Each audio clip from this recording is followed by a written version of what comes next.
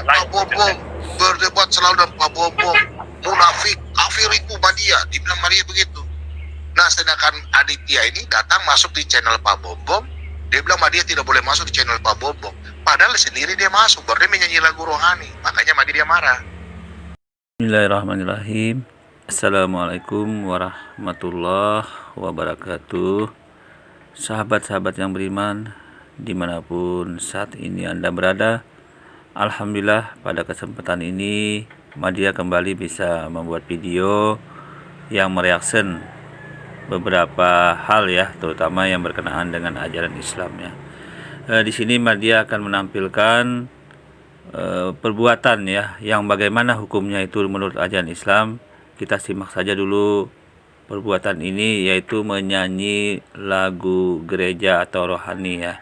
Nanti kita dengar dulu masalahnya bagaimana hal dan pendapatnya menurut ajaran Islam ya. Tentunya kita dengar dari beberapa ulama kita ya, ustadz-ustadz kita. Oke, kita langsung saja dengar dulu nyanyian yang lagu gereja ini. Oke. Silakan. Itu lagu apa itu Bapak? Lagu rohani atau lagu biasa itu?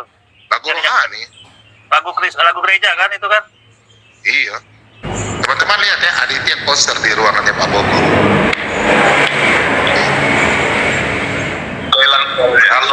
Kalau Anas penyanyinya false. Kita lihat nyanyi dia. Dia menyanyi, kita lihat dulu. Silakan. Aditya ikuti saja Aditya. Ya sampai di panggung saja. Ya saya bantu. Oke, shalom, selamat pagi semua di Indonesia. Untuk semua stiker buat Aditya. Silakan Aditya. Aditya mantap. Silakan Aditya. Oh Yerusalem. Oh Yerusalem. Oh mantap. Suaranya loh. Mulia. Tak lagi bertobat ya. Hati. Rindu Bersama. Ayo Aditya. Mantap. Kejar. Ayo.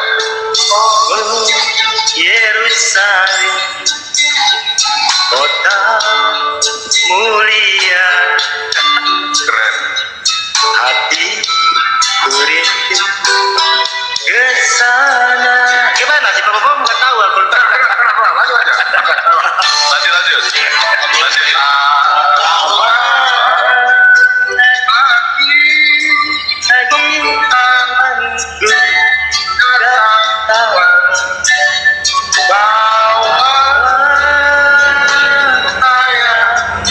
Masuk ke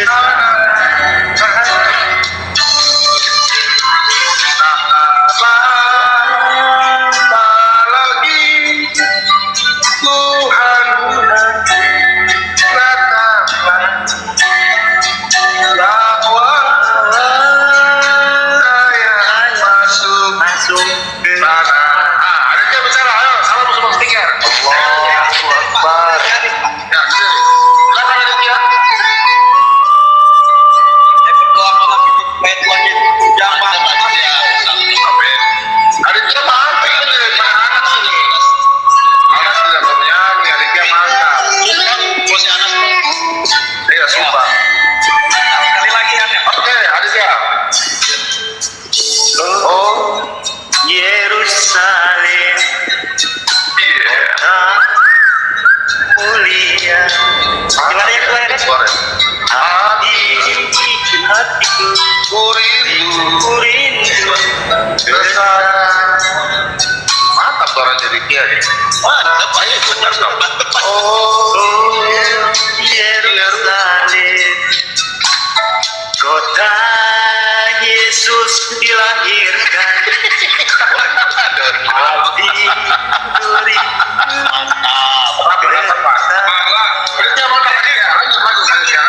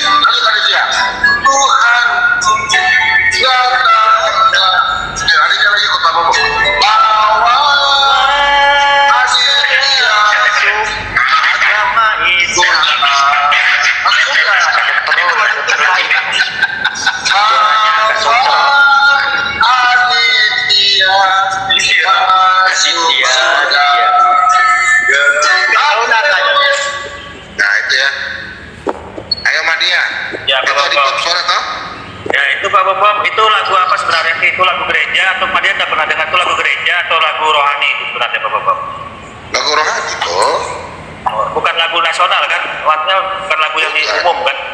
Nah itu. Bukan.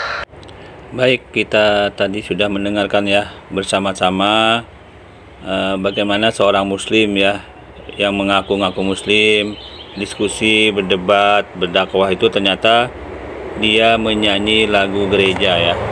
Bahkan di room oten yang mana dia sendiri ya, Aditya sendiri dengan alasan menasehatin kemudian menghujat saudara sesama muslim itu, menuduhnya dengan munafik ya, kafir, orang-orang yang masuk ke room oten itu sudah Madia buat reaksinya di channel Madia ya, yang judulnya seperti ini.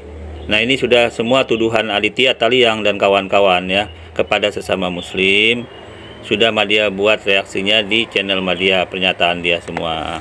Oke, kita tidak patut kiranya ya sebelum kita mendengar mengapa sampai seorang muslim ya ini bisa menyanyi lagu gereja atau rohani di room debater ya, di room debater apologet Kristen itu sendiri ya, di room oten. Kita dengar dulu apa alasannya dari saudara Aditya Taliang sendiri ya. Oke, mari kita dengar. Untuk naik, begitu saya sampai atas, dia bilang, apa kalian ini debat-debat kusir macam gini nih, kalian ini kayak manusia kurang kerjaan, kayak apa masyarakat aja kalian. Udah kita nyanyi. Nah itu, jadi niat saya ke sana itu untuk mengalihkan pembicaraan mereka yang tidak sehat tadi. Dan saya sukses, berhasil. Aku apa Ditya, terserah Pak Bom. Yerusalem ya. Nah, kita sudah dengar ya pernyataan dari Aditya Taliang yang mengatakan bahwa mengapa dia sampai menyanyi lagu rohani gereja itu yang kita dengar tadi, alasannya dia ingin mengalihkan hal-hal yang terjadi di room Pak Bom atau Surat HBM 2 ya. Maksudnya kalau ada penghujatan, dia klaim tadi ada penghujatan, ada apalah yang berkenaan dengan Islam, dia mencoba mengalihkan ya. Apakah benar seorang muslim bila dalam hal seperti itu boleh menyanyi lagu gereja hanya dengan mengalihkan, dengan alasan mengalihkan ya. Artinya amar ma'ruf, berdakwah dengan melakukan perbuatan yang dilarang kembali gitu loh. Artinya berdakwah dengan mengalihkan itu kan seolah-olah baik ini, seolah-olah baik untuk mengalihkan perbuatan hujatan oten-oten itu, alasannya seperti itu. Tetapi melakukan perbuatan yang tidak baik kembali, yang dilarang agama kembali gitu loh. Nah ini yang terjadi pada saudara Aditya Taliang. Jadi dia alasannya mengalihkan hujatan-hujatan dari orang-orang yang berdiskusi di BM Solata 2 itu. Maka dia menyanyilah lagu gereja gitu loh, lagu rohani. Jadi ini kan akan membuat suatu bentuk perbuatan yang jahat ya, membantah perbuatan atau mengalihkan perbuatan jahat dengan perbuatan yang tidak baik dan jahat kembali yang lain gitu loh. Nah, seperti itu. Maka ini akan membuat suatu peristiwa atau hukum itu menjadi tidak jelas, ujung-ujungnya mencari pembenaran saja gitu loh. Oke. Bagaimana kita tanggapin ini menurut hukum Islam yang sebenarnya ya? Mari kita simak dulu pendapat ustadz-ustadz yang tentang akan dia menyanyikan tampilkan. lagu, meniru menyanyikan lagu seperti anggap saja lagu apa itu haleluya atau apalah itu lagu-lagu orang-orang non muslim, orang-orang kafir yang penuh dengan ketuhanan. Kalau dia nggak paham apa itu maknanya, apa itu artinya, atau dia menyanyikan gitu aja tidak ada sama sekali, maka itu saya kira tidak sampai ke murtad ya, tidak sampai ke murtad, tapi dihimbau untuk tidak dilakukan karena ini bisa dikatakan syubhat. Orang itu lebih jauh dari hal-hal yang syubhat, lebih aman, lebih bagus. Jangan kita itu berbuat hal-hal yang syubhat nanti dikhawatirkan masuk ke haram tanpa kita sadari. Tapi kalau dia tahu isi lagu itu dan dia meyakininya, udahlah itu murtad. Lagu yang ada bentuk ibadah menyembah kepada selain Allah Subhanahu wa taala dan dia tahu isinya dan dia paham artinya dan dia meyakini itu, maka itu murtad.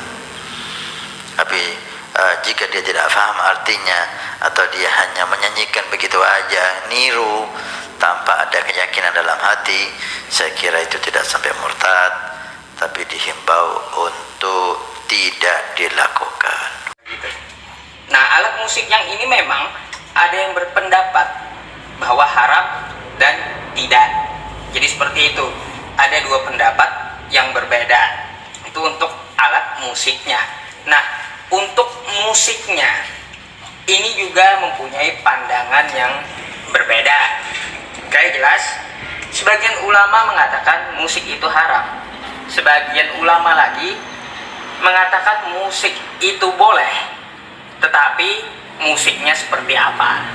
Nah, dua pandangan yang berbeda ini satu mupakat di satu pandangan yang sama jika musiknya haram seperti ini. Pertama, musik itu dibarengi dengan khamar. Itu yang pertama. Yang kedua, musik tersebut disertai tarian wanita atau biduan. Nah, yang mengumbar aurat itu haram musiknya. Nah, yang ketiga, musik tersebut membuat mudarat. Yang keempat, musik tersebut membuat tarian tersebut bersentuhannya kulit laki-laki dan perempuan yang bukan muhrim.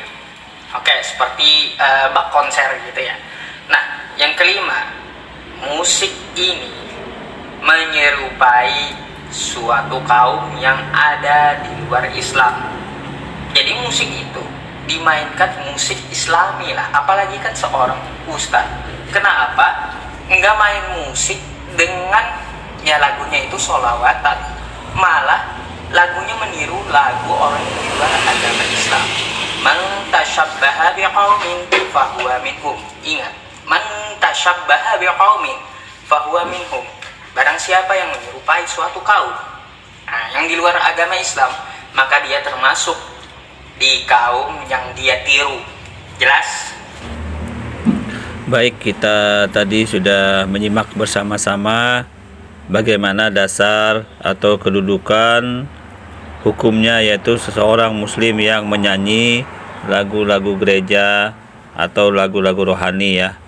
Itu artinya posisi yang terkena si Aditya Taliang ini yaitu menyerupai perbuatan orang-orang kafir ya. Menyerupai perbuatan, karena orang-orang kafir ternyata itu mereka menyanyi-nyanyi, beribadah menyembah Tuhan mereka dengan menyanyi-nyanyi. Itu artinya Aditya Taliang ini posisinya itu mengikuti, menyerupai perbuatan orang-orang kafir seperti itu. Nah, ini sudah ditegaskan di dalam Al-Quran juga. Ini Madia sudah tampilkan di layar dalil-dalilnya, haram hukumnya apa yang terjadi, yaitu baik di Al-Quran maupun di hadis ya. Saya kira saya tidak perlu panjang lebar lagi, semua sudah cukup jelas dalilnya di Al-Quran maupun di hadis ya, mengenai perbuatan menyanyi-nyanyi lagu-lagu gereja ini ya. Kurang lebihnya demikian yang Madia bisa sampaikan. Wabillahi taufiq wal hidayah. Wassalamualaikum warahmatullahi wabarakatuh.